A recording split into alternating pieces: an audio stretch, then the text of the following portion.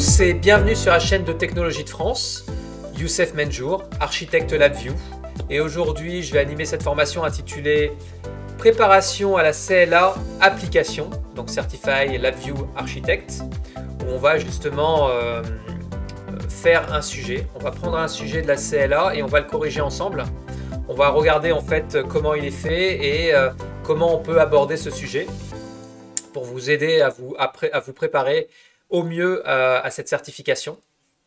Donc sans plus attendre, on commence. Donc derrière moi, vous avez le GitHub qui est très important, donc j'insiste pour vous le montrer, car dans ce GitHub, vous avez justement la totalité des sections et des chapitres que nous avons pu aborder.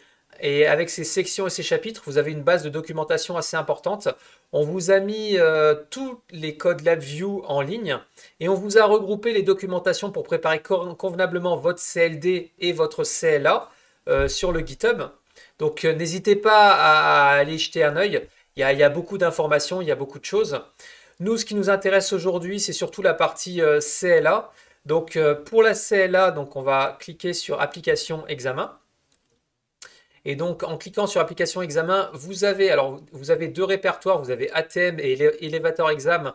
Ce sont en fait les deux examens que j'avais réalisés pour m'entraîner, enfin deux de mes entraînements lorsque je voulais passer CLA. Donc, vous les avez. Ils ont été très peu modifiés, voire pas du tout. C'est volontaire puisque on veut toujours modifier les choses, mais il faut que comme ça vous donne vraiment un ordre d'idée du niveau qu'il faut avoir pour pouvoir être architecte. Donc vous avez un exemple d'examen, vous avez évidemment les liens vers YouTube à chaque fois que vous cliquez sur une des sections, enfin l'un des chapitres. Alors là, cette fois-ci, vous avez les sujets de correction, donc ATM et Elevator. Vous avez d'autres examens qui sont mis à votre disposition. Donc en fait, c'est le document que vous pouvez avoir en allant sur le site de National Instruments. Donc pour vous faire gagner du temps, on a tout regroupé au même endroit, mais c'est exactement la même archive avec la correction proposée par Eni. Vous avez également un guide de préparation en français et en anglais. Alors là, pour la CLD, je l'avais uniquement en anglais. Pour la CLA, on l'a trouvé en français, donc c'est plutôt bien. Et sans plus attendre, on va regarder justement ce Preparation Guide pour l'aborder et vous aider à mieux le comprendre.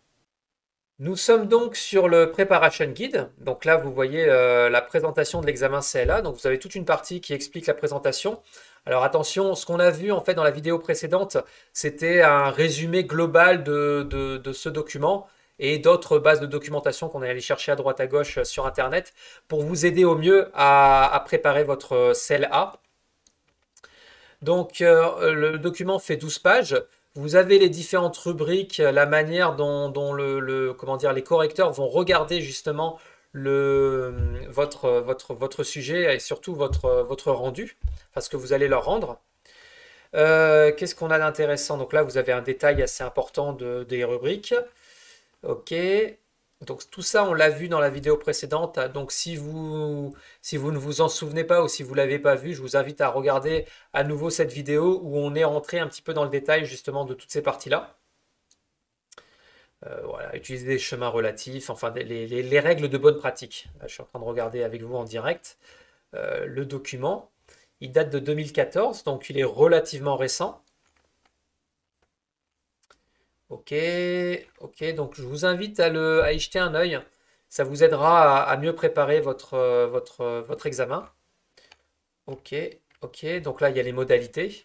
Donc tout ça, ça a été vu dans la vidéo d'avant. J'essaye de voir en fait un peu en direct, en streaming avec vous, s'il y a des choses à rajouter. Mais globalement, c'est toujours pareil. Il va falloir réaliser une architecture qui soit claire et documentée. Et donc, je pense que sans plus attendre, le mieux, là, maintenant, c'est directement de passer à un sujet. Le sujet d'aujourd'hui, c'est l'ATM. Alors, c'est le premier sujet dans l'archive. Exactement, on en a procédé exactement de la même manière que pour la CLD. On a pris le premier sujet. La seule différence, c'est que la correction, c'est ma correction, mais lorsque je me préparais pour la CLA. Je ne l'ai volontairement pas modifié ou très très peu à la marge. Genre j'ai rajouté un commentaire à un endroit, mais voilà quoi, il n'y a rien en modification.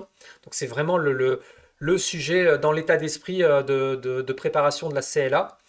Donc on va regarder ensemble vite fait d'abord le sujet, puis on regardera la correction ensemble et je la commenterai. Tac, tac, tac. Ok, alors l'ATM. Alors vous voyez, lors de la CLD, on vous fournit déjà une interface graphique. Là, c'est vous qui allez la faire. Donc ils vous font ce qu'ils appellent des sketchs, donc des croquis. Et donc vous avez les croquis. Donc là, vous avez... alors là, on regarde ensemble, vous avez le user console, donc on connaît l'ATM. L'ATM, c'est un distributeur de billets. Donc vous avez le keypad, donc avec le screen. Donc quand vous allez taper des numéros, il va afficher quelque chose sur le screen. Et puis vous avez les actions, ce que vous voulez faire. Donc déposer de l'argent, retirer de l'argent, fast cash, new transaction, terminate session. Enfin, classique quoi. Vous avez la display console qui est séparée, qui elle, en fait, va vous dire ce qui se passe. Donc ça va être un display tout simplement. Et puis vous avez le sensor interface. Ce qui se passe, c'est que ça, ce sont 3 threads séparés, toujours. Dans les sujets de CLA, si vous voulez regarder, vous allez regarder les autres sujets, vous avez toujours 3 threads. Vous avez le user console, le display console et le sensor interface. À quoi sert le sensor interface? C'est simplement un émulateur de la machine. Et donc, parce que vous pouvez être amené à développer, par exemple, une machine industrielle et vous ne l'avez pas à disposition. Il va bien falloir, d'une certaine manière, émuler ces réactions pour pouvoir vérifier que votre architecture globale fonctionne. Donc du coup, c'est le rôle du sensor interface. Donc le sensor interface, c'est vous qui avez accès à qui allez appuyer sur les boutons ou qui allez le déplacer. Par exemple, si c'est un ascenseur, c'est vous qui allez dire à quel étage vous vous trouvez. Et après, en fonction de ça, on voit comment tout le système réagit et on voit justement s'il réagit bien et s'il fait bien ce qu'on lui demande. Donc première chose à savoir, vous avez toujours un user console, display console et sensor interface qui représentent 3 threads.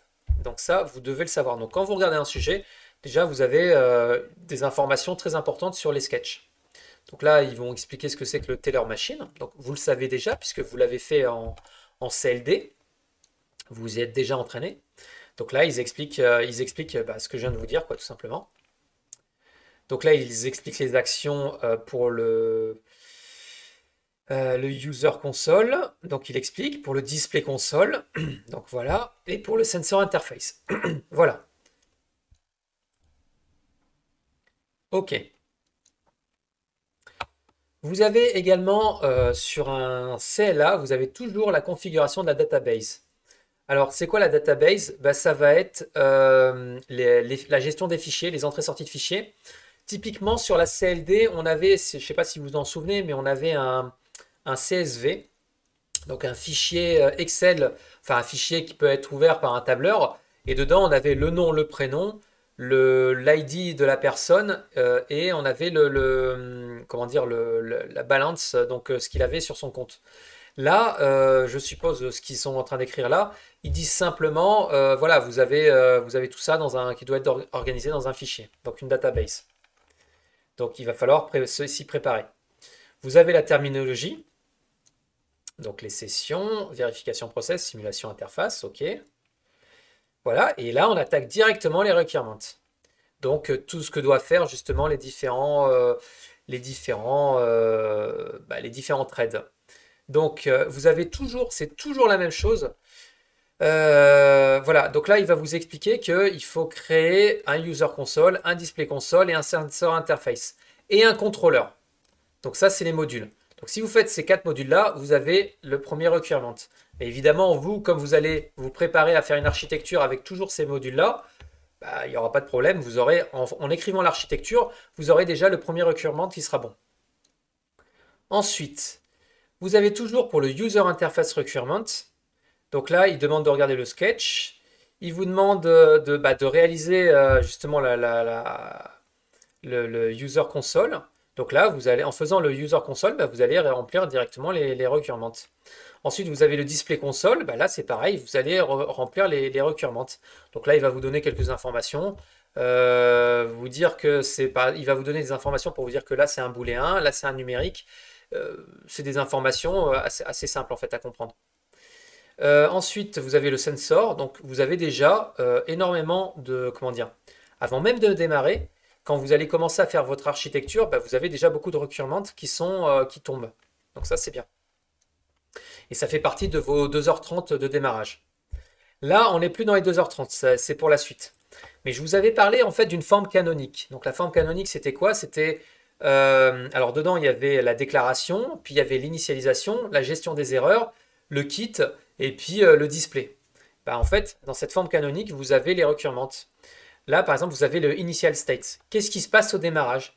Donc là, il va dire tout ce qui est enable et disable. Donc pour le user console, pour le display console et pour le sensor interface. Comme vous avez fait des modules séparés et que ce sont des threads, bah, vous allez simplement dans l'initialize faire ce qu'il vous demande. Donc là, ça tombe assez rapidement. Donc ça, c'est quelque chose qui peut aller très vite. Ensuite, vous avez le user message requirement. Controller store a list of messages. Donc là, vous allez devoir storer des messages, je suppose. Tac, tac, tac, tac. Ok, bon, ça doit être storé probablement dans un tableau. Il faut voir. On va regarder après la correction comment ça a été fait. Donc là, là, ce que je fais dans un premier temps, je lis le sujet, mais un petit peu en diagonale pour savoir à la grosse ce qu'il y a à faire. Et donc là, vous voyez, bon, là, ça fait quoi? Ça fait peut-être 5-10 minutes qu'on est sur le sujet. Donc il faut prendre 20 minutes tranquille. Mais en regardant le sujet, vous savez à la grosse ce que vous allez faire. Comme ça, après, quand vous allez attaquer directement la partie architecture, qui est une partie très importante, ben, vous avez en tête ce que vous allez réaliser, quoi. Donc, OK, vous avez les messages. Ensuite, IDLE, donc toujours pareil, vous avez un IDLE. Donc ça, c'est qu'est-ce qui se passe quand il ne se passe rien, quand on est en attente. Donc pour le user console, ben, il va vous dire ce que vous devez faire. Pour le display console, pareil. Et wait for a transaction to be pressed. OK. OK, donc là, il explique ce qui doit être, comment dire, activé ou désactivé. Très bien. Logging state requirement. Donc là, on va rentrer un petit peu plus dans le détail de l'application. Mais moi, en fait, ce que je fais dans ce cas-là, en fait, je vais jusqu'à l'IDLE et après, je m'arrête. Et du coup, je vais sauter cette partie-là, je vais sauter cette partie-là, je saute cette partie, je saute cette partie, puisque je sais que c'est propre à la machine. Et je vais plutôt aller directement à la terminate state. Pourquoi? Parce que je vous ai parlé de la forme canonique. Et dans la forme canonique, il y a l'initialize, mais il y a aussi le quitter. Et bien ça, c'est le quitter. Donc, comme vous l'avez déjà prévu dans votre architecture, attaquez-le directement. Comme ça, vous allez chercher des points. Parce que là, vous allez perdre... C'est pas que vous allez perdre du temps, mais vous allez passer du temps à faire ces différents requirements qui sont propres à chaque sujet. Et les requirements que vous pouviez faire tomber très facilement, vous risquez de ne pas le faire parce que vous n'arriverez peut-être pas à tout faire. Donc, si vous terminez tout de suite la forme canonique, les parties cartésiennes, les parties de base de votre architecture, déjà ça c'est acquis. C'est quelque chose sur lequel vous vous êtes entraîné et donc vous êtes efficace pour aller chercher ces points-là. Donc allez chercher les terminal state. Donc là, il explique qu'il faut disable all console control. OK. Il va dire il faut display tel ou tel message et puis pendant un certain nombre de secondes. Donc là, vous avez le 5 secondes. Donc ça veut dire en tête, bon, bah, je vais avoir besoin d'un timer ou de quelque chose qui va me permettre de faire fonctionner le temps. Moi, je vous invite à réaliser le timer de manière automatique. Il faut 5 minutes pour le faire, 5 à 10 minutes. Si vous vous êtes entraîné, vous savez le faire. Perdez pas de temps, faites un timer et proposez-le directement dans l'architecture. Ça montre que vous avez en main le sujet. On ne vous demande pas de réaliser la fonctionnalité, vous allez juste vous mettre à l'endroit de la fonctionnalité et dire utilisez ce VI-là pour le temps ou utiliser les VI de temps LabVIEW classiques, ça dépend ce qu'on veut faire. Et retourne au initial state. Bon, bah là, vous utilisez la QMH et vous allez directement vous repointer vers l'initial state. OK, timeout, ça, vous pouvez le faire. Configuration database, donc c'est ce que je vous ai dit. Là, normalement, vous vous entraînez à faire des entrées-sorties de fichiers. Bon, bah très bien. Bah, là, ça va être ici où vous allez directement. Alors, ça fait un peu partie de la forme canonique indirectement, puisque vous avez automatisé, vous êtes habitué à le faire dans l'architecture qu'on vous propose. Donc pareil, là ça doit être automatique 5-10 minutes, pas plus. Vous avez créé une lecture de fichier. Après, qu'est-ce qu'il y a dans le fichier? Ça va dépendre en fait des épreuves, mais globalement c'est toujours pareil et c'est ça que vous allez charger au démarrage dans la FGV. Et donc du coup, bah, ça normalement ça tombe très rapidement. Vous avez le error handling qui tombe toujours de la même manière. Donc error handling, c'est pas compliqué. Soit c'est exit, soit c'est pop-up. Et donc vous avez dans la QMH modifiée, vous avez déjà une librairie ANI de gestion de ces erreurs Attention, les erreurs sont gérées uniquement dans le contrôleur. Si vous avez une erreur, vous envoyez vers la queue du contrôleur. Donc ça veut dire que quand vous allez câbler les erreurs possibles, vous câblez, n'oubliez pas de ne vous trompez pas, câbler l'erreur du contrôleur. Enfin, la référence de la queue du contrôleur. Mais on va voir ça tout de suite. Ok, il y a pas mal de points. Voilà. Et donc du coup, en faisant comme ça, en abordant le sujet de cette manière-là, ben, les 2 h 30, les 2 premières 1h30, en fait, en théorie, vous êtes censé avoir fait la forme canonique et les interfaces graphiques. Donc vous êtes bien avancé au bout de 2 h 30, si vous êtes bien entraîné, vous êtes très bien avancé sur le sujet. Et il vous reste 1 h 30 pour faire en fait les exigences de chaque sujet, en fait, propre à chaque sujet, sachant que vous vous y êtes déjà imprégné dès le départ en lisant le sujet convenablement. 20 minutes, un quart d'heure, pas plus. Lisez le même en diagonale, mais pour comprendre. En gros, une ATM machine, vous savez ce que c'est. Une climatisation, vous savez ce que c'est. Après, il y a des thermostats, on va régler. Un four, vous savez ce que c'est. Avec programmation comment dire, des étapes de cuisson. Donc tout ça, c'est des sujets. Le but du jeu, c'est pas de vous piéger en fait sur la machine. C'est vraiment de vérifier que vous êtes capable de réaliser une architecture cohérente, simple et bien documentée. Donc du coup, voilà, moi ce que je fais, c'est ça. Je fais entre 15 et 20 minutes sur le sujet, même en diagonale, parce que 15-20 minutes, vous pouvez rester plus longtemps sur le sujet, mais vous allez perdre du temps. Lisez-le vite fait en diagonale. Regardez bien qu'à tel endroit, il y a telle chose, à tel endroit, il y a telle chose, pour pas être obligé de chercher et de dire ah ben il y avait ça. Enfin, faut pas être surpris. Puis vous partez sur 1 h 30 de codage un peu bourrin où vous allez justement créer votre architecture. Et puis après, vous allez, au bout de 7h30, il va vous rester 1 heure, puisque vous allez faire 2 h 30 au départ, 1 heure où vous allez un petit peu personnaliser par rapport au sujet. Et donc là, vous allez faire l'interface graphique. Là, vous allez, comment dire, vous allez préparer les états pour que ce soit correspondant à ce qu'on vous demande. Et puis, normalement, ça devrait le faire, quoi. Donc voilà. Donc là, on va regarder ensemble une correction justement de cette ATM. Alors, la correction de l'ATM, on va la regarder. Alors, la chose que vous devez faire en priorité, alors vous voyez là j'ai VI et Thread dans les VIT. Donc VI, j'ai fait en fait, alors ça fait longtemps que je ne l'ai pas ouvert, j'espère que tout est nickel. Voilà, donc j'ai câblé les entrées des erreurs, les sorties des erreurs. J'ai vidé en fait comment on appelle ça, c'est pour pouvoir faire des VI en fait, vous allez toujours faire la même chose. Donc la première chose que vous devez faire, c'est la gestion des erreurs. Et donc quand vous regardez un VI de base, bah, c'est toujours comme ça en fait. C'est pas d'erreur. Là, on aurait pu faire mieux que ça. Étiquette de sous-diagramme. D'ailleurs, vous pouvez régler votre environnement pour que automatiquement, dans vos options, alors il faut toujours dans le diagramme, tac, tac, tac, tac, tac, les icônes, nouveaux terminaux sous forme d'icônes, il faut le décocher. Ça, c'est très très important. Ok. Et il y a également affichage des noms des sous-VI dans le diagramme. Étiquette de sous-diagramme visible par défaut. Je crois que c'est ça. Donc je vais l'activer. Et donc, voilà. Et vous voyez, on a les commentaires. Donc il faut activer cette partie-là pour ne pas oublier. Comme ça, no error, vous faites une petite flèche, execute. Error. Go to the management error. Vous voyez, donc je vous ai dit que je ne l'ai pas modifié, j'ai fait à la marge. Le jour J, faites comme ça, je vous conseille. Il me semble avoir fait le jour J. Ah oui, mais d'accord. Bon, c'est un VIT, donc du coup, j'ai pas modifié. Bah, je vais pas le modifier d'ailleurs, je vais le laisser comme il est. Mais puisque là, je suis sur le VI. Mais tout ça pour vous dire qu'il faut commenter cette partie-là, c'est important.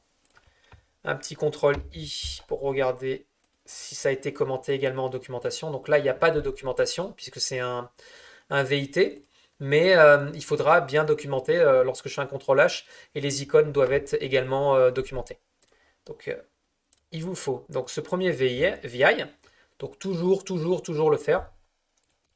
Et puis le fameux thread, alors l'objectif c'est vous partez en fait d'une QMH et vous allez l'éclater.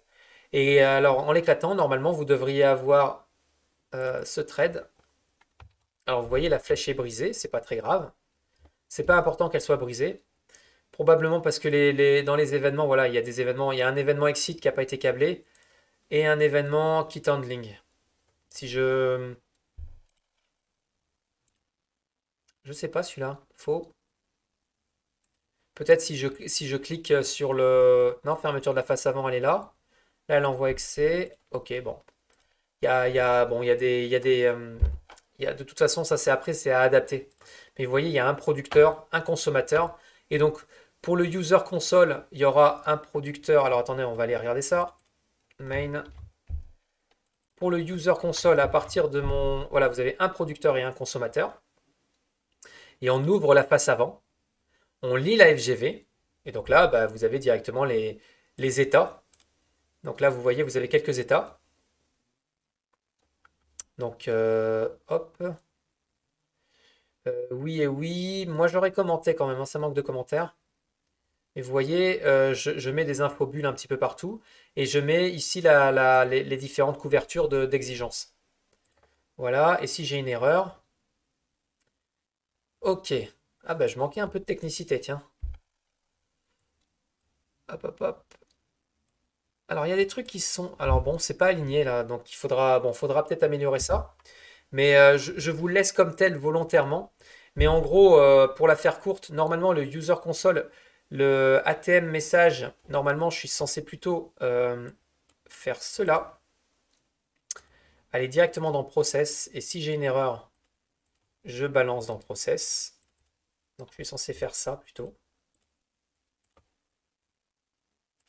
La gestion des erreurs doit être réalisée dans le process. Donc accabler plus ou moins bien. Je ne vais pas sauvegarder, je vais le laisser volontairement. Mais là en commentaire, ce que je dirais, c'est que moi je gérerais plutôt le mois d'aujourd'hui, je gérerais plutôt toutes les erreurs au même endroit, donc dans process. Je modifie bien évidemment le error.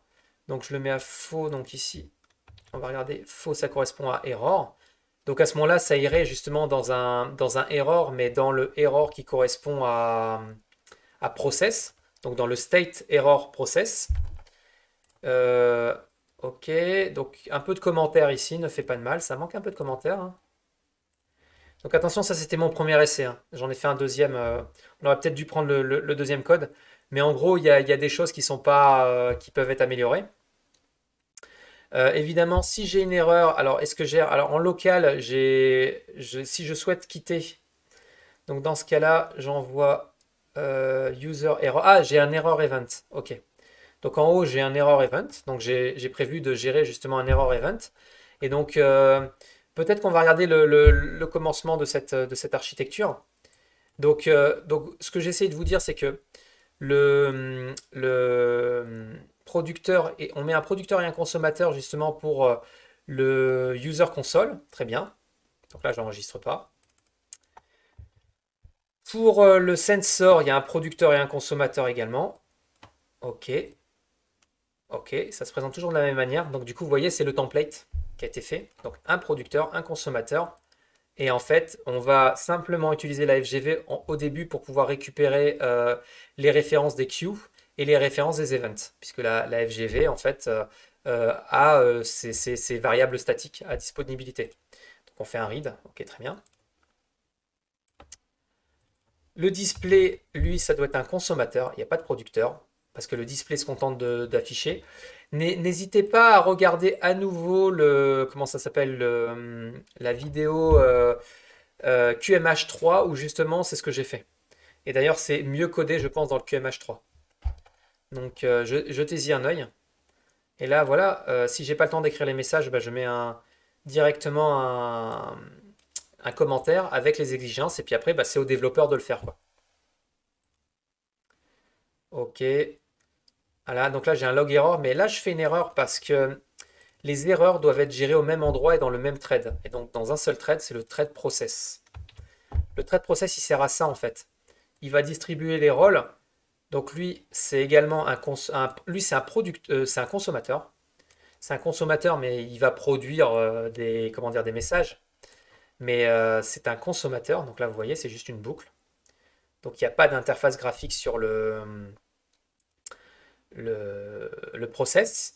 Ok, donc normalement c'est lui qui gère les erreurs, c'est lui qui fait sortir tout le monde et c'est lui qui devrait enclencher en théorie les events. Donc c'est lui qui stocke les références des events pour pouvoir convenablement faire sortir ou au moins envoyer dans les exits. Ouais, il envoie les exits de chacun et chacun va utiliser son event d'exit pour pouvoir sortir individuellement. Puisque là, je ne pourrais pas prendre les événements. Ah, je sais même pas ce que je fais là. Ça, c'est pas bon, ça. Ça sert à rien. Ça sert à rien. Ouais, vous voyez comme quoi il n'y a pas besoin d'utiliser d'event. Tiens, je devrais m'amuser à en faire un aujourd'hui pour vous faire quelque chose d'un petit peu plus juste, en fait. Bon, il y a des petites erreurs de personnes qui va passer la CLA. Donc là, je vous le commente et comme ça, bah, vous voyez les erreurs que j'ai pu faire, quoi. Et vous voyez, je mets dans ma toolbox, donc j'ai mis en disable. Là-dedans, j'ai mis le management. Je suppose que c'est les fichiers. Ah non, là c'est le temps. Mais je peux très bien mettre dans ma toolbox, par exemple, j'aurais pu, par exemple, dans mon template, faire une toolbox. Donc, on va regarder le template. Hop, j'enregistre. Oui, allez, on enregistre. C'est pas grave. Donc, dans mon template de mes trades, en fait, il y a deux choses que vous devez réaliser en 2h30. Ça, ça c'est primordial. C'est-à-dire que au bout de 2h30, vous n'avez pas encore cette architecture-là. Vous n'avez pas encore ça. Ça, vous l'avez pas. Vous avez uniquement un template pour les trades et vous avez également la FGV qui est prête. À partir de là, vous allez pouvoir tout poser correctement. Donc, comme je me suis concentré sur cette partie-là, je vais d'abord vous présenter ça, puis après on regardera ensemble la partie init et la partie close. Donc, du coup, je ferme tout pour pas me perdre. Donc, mes trades de template. Donc, vous voyez, là, j'ai mis toute mon interface graphique. Donc, j'ai fait mes trois type def qui correspondent au croquis. Donc, ça, c'est prêt. Comme ça, c'est prêt dans le template directement. Hop là, on rouvre. Et ensuite, j'ai réalisé le producteur et le consommateur. Et ça, en fait, je l'ai pris directement, tout prêt, tout fait sur le QMH. Donc en éclatant la QMH. Et donc, n'hésitez pas à regarder à nouveau la vidéo QMH parce qu'elle est vraiment primordiale. Je vous montre comment je fais, quoi, tout simplement. Et je vous le fais en direct. Donc je le fais de manière très différente parce que d'abord, je fais traverser toujours. On passe pas par en dessous, ça c'est une mauvaise habitude. On traverse en fait la référence. C'est un langage de flux, donc on traverse. Et là, par contre, la gestion des erreurs, bah là, comme on est, si je suis sur un template, donc pour bien faire le template, ah, je suis sur VT, donc c'est bien. Donc là, normalement, je suis censé être dans Process.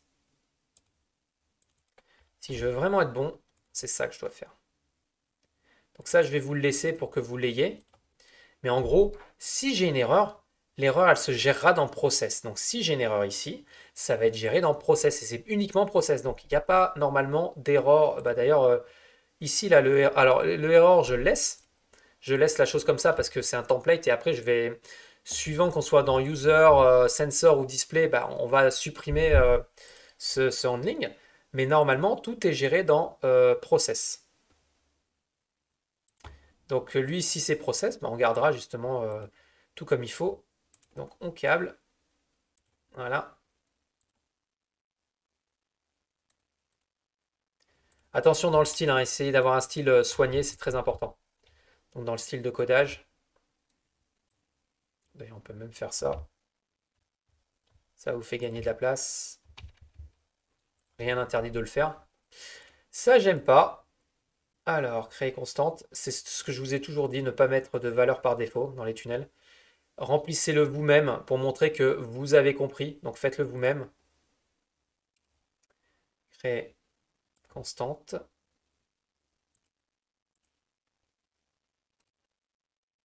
On a fait du chemin hein, depuis. Hein. Élément visible stop. Voilà, un petit commentaire. Ça fait partie du style, c'est des points. Il n'y a pas beaucoup de points. Il faut aller les chercher quand même. Il faut aller les chercher. Ok, et c'est pareil, ma remarque est la même pour le dessus. Créer constante. Hop. Donc là, j'ai des trades. Donc j'ai des trades. Alors je suppose que ça doit être ces trades-là. Ça doit être les trades des événements. Et donc dans ce cas-là, ça devrait être vrai. Alors à voir comment c'est géré. Clément. Voilà. Là, on est en fait en fait, là, on met en place la boîte à outils pour que moi, après, enfin vous, plutôt, vous puissiez déployer tout ça convenablement.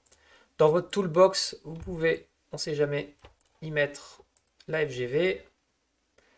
Vous pouvez y mettre, c'est pour les devs en fait. Il faut être un petit peu plus royaliste que le roi, donc vous pouvez mettre comment dire, non, ça, non, pas besoin. Ok. Donc la toolbox, c'est en fait, bah, il y a le temps. Tiens d'ailleurs, pour que ce soit lisible, on met l'étiquette. Ici, il y a le temps qui est ici pour que ce soit lisible. Et vous voyez, comme ça fait office de commentaire. Moi-même, je ne l'ai pas vu. Donc, il vaut mieux faire comme ça, quoi. Et donc, la toolbox, ça sert à ça. Donc, vous devez faire ça en 2h30. Donc, 2h30, c'est jouable. Là où c'est plus compliqué, c'est au niveau de la FGV. La FGV doit également être faite. Donc, la FGV, elle doit disposer. Alors, pourquoi appeler ça FGV2? Elle doit disposer d'une locale. Donc, dans sa locale, vous avez la QMH avec les différentes queues. Donc, il y a bien 4 queues. Vous avez les events, donc les erreurs user event, les stop event. Et ce qui est bien, c'est qu'au départ, vous pouvez simplement mettre user event, vous faites un type def, vous mettez uniquement un stop en classique. Et puis après, en relisant le sujet, bah, vous allez pouvoir ajouter ici directement dans le type def. Et vous avez la database.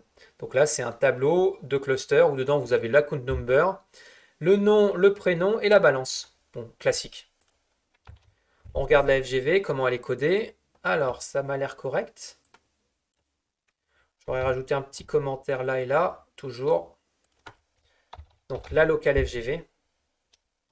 Ou la static data. Oui, mettez static data. Static data, c'est pour dire que vous avez compris que c'était une variable globale, quoi. Et là, hop, vous avez des compétences, montrez-les. C'est très très important de montrer que vous avez des compétences. Puisque le but du jeu, là, vous allez vous vendre, vous voulez devenir architecte. Donc vous êtes devant comment dire, le correcteur, et le correcteur, lui, doit être convaincu que, ok, lui, c'est un architecte. Donc je le fais architecte. Donc c'est très important. Voilà. Bon, globalement.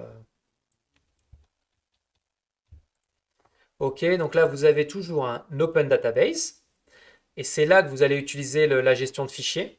Donc la gestion de fichiers, c'est read ou update. Donc pour la faire courte, read, bah, je lis un fichier. Update, c'est write en fait, c'est je réécris directement. Alors à l'intérieur, si vous regardez pour la gestion de fichiers, vous voyez là, il y a, il y a les exigences. Donc apprenez à faire directement votre gestion de fichiers pour que ce soit bien fait. Voyons voir comment c'est fait.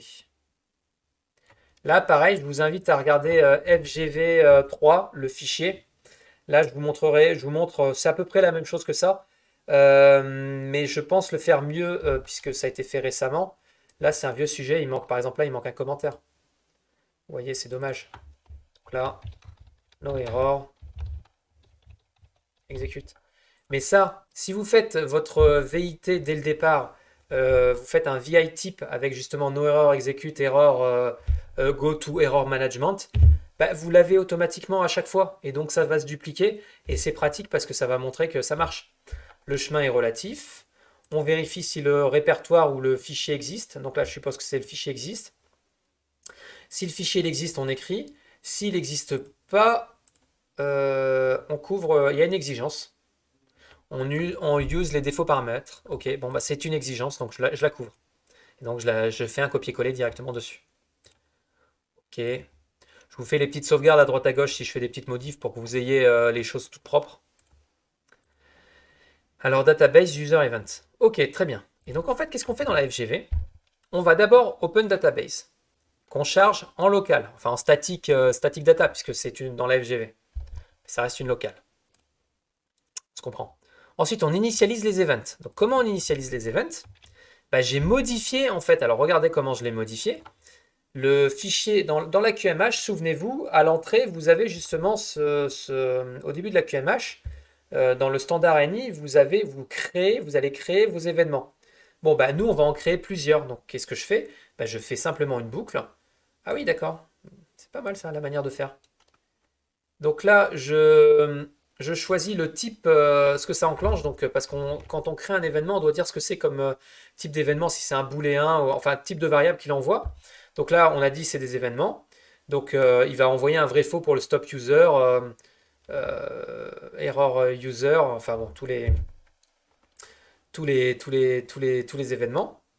Du coup, je les injecte directement, bon, bah, ils vont être à faux par défaut, et je crée directement mon user event qui est là. Et donc, bah, il va falloir modifier là et là si je veux être bon. Faites très attention à une chose, erreur un peu conne entre guillemets.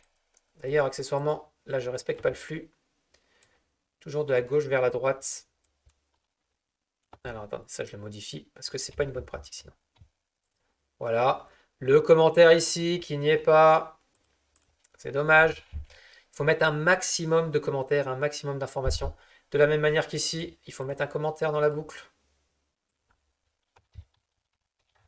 Create event. Donc c'est des petites choses, mais quand même, moi-même, je m'étonne moi-même parce qu'à l'époque, je manquais un petit peu de rigueur. Ok, là on est bon. Donc ce que je vous dis, je le fais, je l'applique également pour moi. Donc il faut vraiment faire quelque chose de propre. Tac, voilà, on le standardise. On sait très bien ce que c'est qu'une erreur et on sait très bien la gérer. Ok, donc là, au départ, bah, je crée plusieurs événements que je vais mettre dans mon user event. Très bien. Donc ce user event, je l'injecte dans la locale. Ok, pas mal. Ensuite, une fois que j'ai fait dans ma locale, j'ai mon open database et initialize state, bah, je vais initialiser ma QMH. Donc comment j'initialise ma QMH? Alors on va regarder ça. Ok, donc je vais envoyer ça et ça. Ok, je vais envoyer ces deux datas là, donc c'est-à-dire donc j'ai même organisé mes fichiers. Je vais envoyer mes datas venant, enfin les datas, je vous remonte. Je vais envoyer les datas venant de la database et je vais envoyer les user events à l'intérieur de ma QMH, de mon initialisation de QMH. Donc mon initialisation de QMH. Alors, mon initialisation de QMH, comment elle s'organise? Alors déjà, elle manque de commentaires, ça c'est dommage. Donc je vais tout de suite corriger ça. Donc message queue. Donc je crée un message queue d'une certaine taille. J'indexe directement ma boucle for en transformant ça en tableau. Donc hop. Create QMH. Donc je crée les QMH. Voilà. J'oublie pas de dire la dimension. Voilà. C'est une dimension 4. Si je double-clique, 4. Il ne faut pas oublier pour dire que je n'oublie pas parce que c'est une erreur qui peut être un peu dommage. Hop. Je la modifie là. Je peux pas m'en empêcher, je suis désolé. Mais là, voilà. Et là, je rajoute du commentaire. Hop. No error. Mais là, si j'étais parti sur AVIT, ah oui, mais là, je peux pas parce que c'est, j'ai pris le VI de base et je l'ai modifié. Ok. Ok. Donc là, on aligne correctement les choses. Ok. Donc du coup, je crée.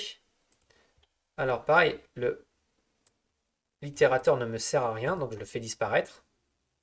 En plus il prend de la place inutilement.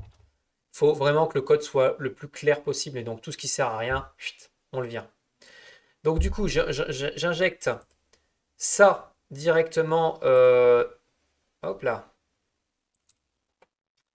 J'injecte mes données directement dans l'initialize de toutes mes queues, puisque je vais initialiser toutes mes queues. Ouais, donc ça c'est le VI de base, très bien. Et donc du coup, et je renvoie ma QMH. Ok. Donc du coup, ensuite, ce qui se passe, c'est que j'ai créé mes messages et j'ai envoyé toutes les données mes données que j'avais récupérées en statique, je les ai envoyées directement dans les QMH. J'ai des clauses QMH, donc directement dans ma FGV, je close, comme je vous avais dit. Ça sert à initialiser et à closer un framework, enfin une architecture. Donc là, hop, un petit commentaire. Close all FIFO. Voilà. Close QMH state. Voilà. Donc là, c'est pareil pour les events. Donc je ferme tous mes events. Et comme ça, après, ce qui se passe, c'est que... Alors attendez, je le commente et après je vous montre. Close event. Bref. Close event state. Il faut commenter. C'est très très important. Voilà, destroy all the user event. Donc là, je fais ça. Read. Alors logiquement, c'est comme ça. Voilà. Le read, ça se passe uniquement dans le read, sinon je lis rien. Ok.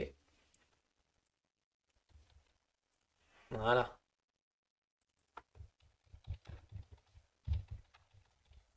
C'est rapide. Ces commentaires-là, c'est rapide à faire, donc il faut les faire. Bon, je peux vous assurer que le jour de l'examen, je les ai faits, hein. Je me suis pas amusé à dire ah pendant mes exercices. Là, en fait, je m'exerçais à refabriquer l'architecture, donc sans mettre trop de commentaires, des choses comme ça. Mais il faut commenter, c'est très très important parce qu'il y a tout de même 20 points, c'est 20% de la note et ça peut vous aider à devenir architecte. Donc du coup, qu'est-ce qui se passe? Bah, vous avez vu qu'en fait, on a utilisé la FGV. Donc on a un fichier d'ailleurs main à la racine et on verra, on abordera après l'arborescence. Et donc vous voyez qu'on fait d'abord Open Database, puis Initialize Database, puis Initialize QMH, et vous voyez, il n'y a pas d'autres câbles. Parce que là-dedans, j'ai créé les QMH et j'ai injecté mes events et mes databases. Et j'ai balancé et j'ai mis Initialize à toutes les FIFO. Ensuite, quand je vais arriver directement, bah, le mieux c'est plutôt de regarder, on va faire mieux que ça. Le mieux c'est de regarder le VIT. Quand j'arrive dans le VIT, ben, je fais un read FGV. Et donc le read FGV, j'ai besoin de deux choses. User event pour pouvoir enclencher en haut, puisque je n'ai pas d'autre moyen de faire. Et QMH, ben, pareil, il faut que ça vienne de l'extérieur, puisque je n'ai pas d'autre moyen de donner les références des QMH. Donc voilà. On aurait pu garder le error, je l'ai effacé ici, mais on aurait pu garder le error state ici. Donc là, logiquement, on aurait dû faire ça. Parce que je me suis un petit peu simplifié la vie, mais comme j'ai mes QMH, hop là. Oui, on peut faire de la place. L'itérateur ne sert à rien, donc on peut l'enlever. Et en gros, il faut que vous arriviez à faire ça en fait. Process. Voilà, on gère dans process l'erreur. Vous avez besoin constamment de câbler comme ça.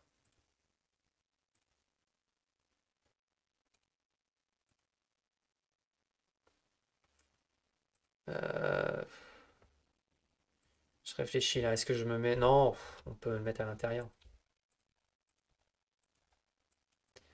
Moins de câbles possible.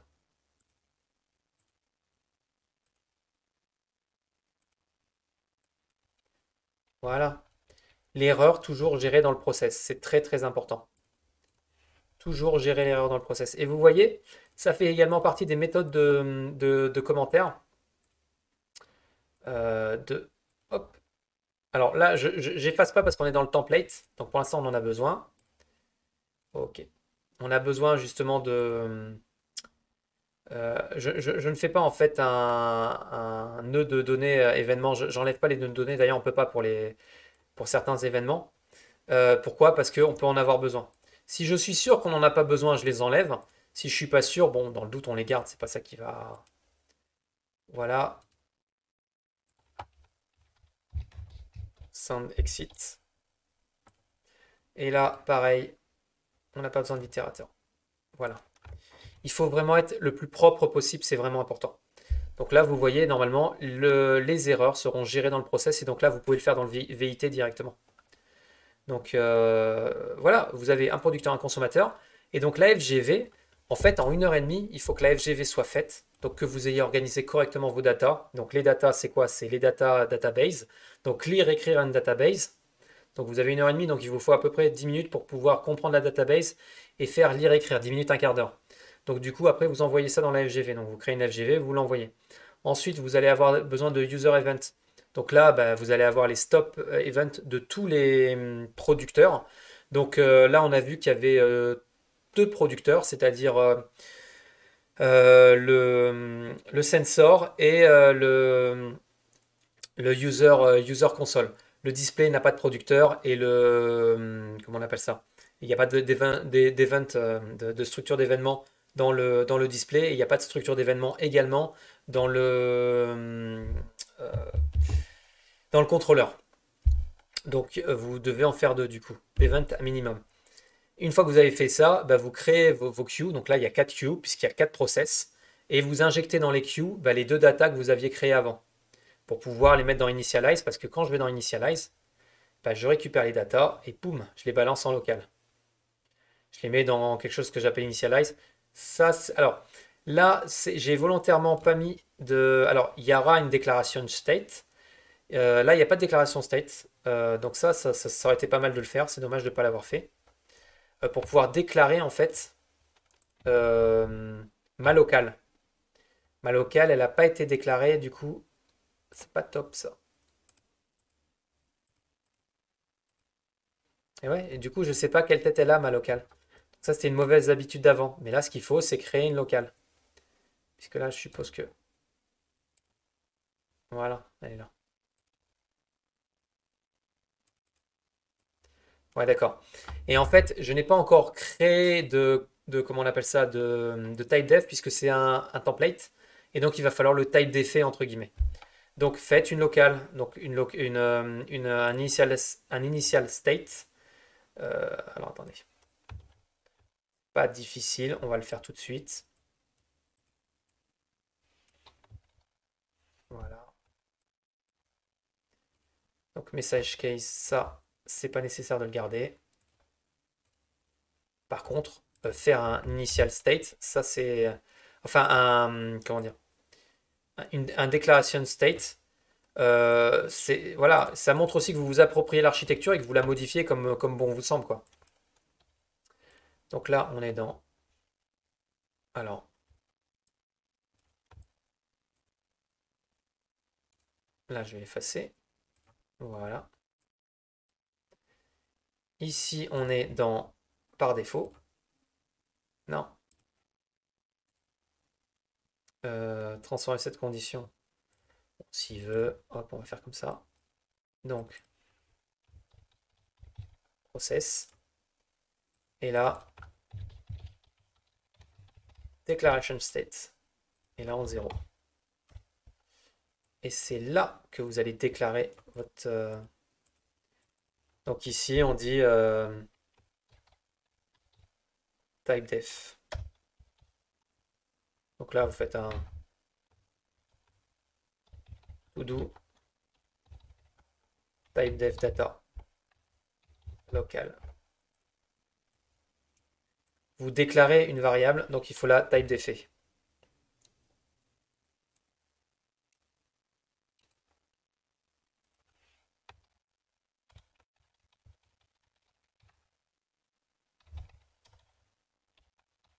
Local declaration. Voilà.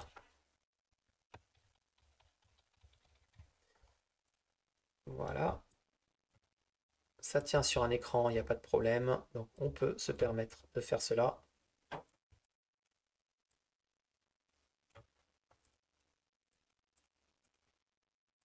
Ok. Voilà. Et puis là, vous décidez si vous réinitialisez ou pas. Je crois que faut regarder la tête de l'architecture, mais je crois que je le fais à l'extérieur. Main.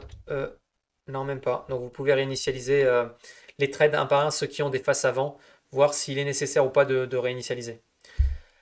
Donc voilà, donc ayez une vision d'ensemble pour pouvoir réaliser cet exercice. Et puis après, bah voilà, ce que je vous dis, c'est que là, si on regarde un thread, alors on regarde un thread. Ça se passe ici en fait. Donc les états, vous allez créer, vous avez des exigences, et bah du coup les exigences, vous allez créer les états pour pouvoir remplir les exigences. Donc à chaque état, je mets un commentaire et la couverture de l'exigence. Et c'est comme ça qu'on réalise une épreuve de CLA. Donc vous avez 2 heures et demie pour pouvoir réaliser la première architecture tout en ayant en tête le sujet. Donc n'oubliez pas une chose, c'est que c'est court 2 heures et demie. Donc c'est très très court. Donc ayez en tête qu'il ne faut vraiment pas perdre de temps et être entraîné. Donc prenez le temps de vous entraîner et de regarder les différentes corrections qui sont proposées par Eni. Et puis après, il vous reste 1 heure et demie à peu près pour aller chercher les points. Et donc en 1 heure et demie, allez, 1 heure et demie, parce que vous pouvez mettre 3 heures peut-être pour arriver à ce résultat-là. C'est à peu près les temps qu'il faut pour pouvoir faire tout ça là. 3 heures. Et puis, c'est-à-dire que vous avez fait toutes les formes, à peu près la forme canonique et tout ce qu'il faut. Et là, l'heure qui arrive, là, ça va être les fonctionnalités propres. Donc, c'est-à-dire, il va se passer ci si j'appuie là, il va se passer ça si j'appuie là. Et là, à ce moment-là, bah, vous n'oubliez pas de, comment dire, vous avez un producteur consommateur, donc vous allez être quand même obligé de, voilà, de créer. Vous voyez, là, par exemple, j'ai créé, j'envoie directement suivant les étiquettes de texte, j'envoie directement dans les états. Mais vous voyez, tout n'est pas câblé. Il y a des choses qui ne sont pas câblées. Par exemple, je me suis pas. Vous n'êtes pas là pour tout développer. Vous posez juste la fonctionnalité pour que le développeur il sache que ça se passe comme ça à cet endroit-là. Timeout. Voilà, c'est une. Ah bah ça c'est pareil, c'est une exigence. Terminal state. Donc, prenez le temps de bien regarder les corrections. La philosophie, je pense qu'on a compris ensemble la philosophie, enfin je pense que vous avez compris la philosophie de cet examen. Je pense qu'on a fait le tour. Donc je vais surtout vous souhaiter bonne chance et je vous dis à très bientôt.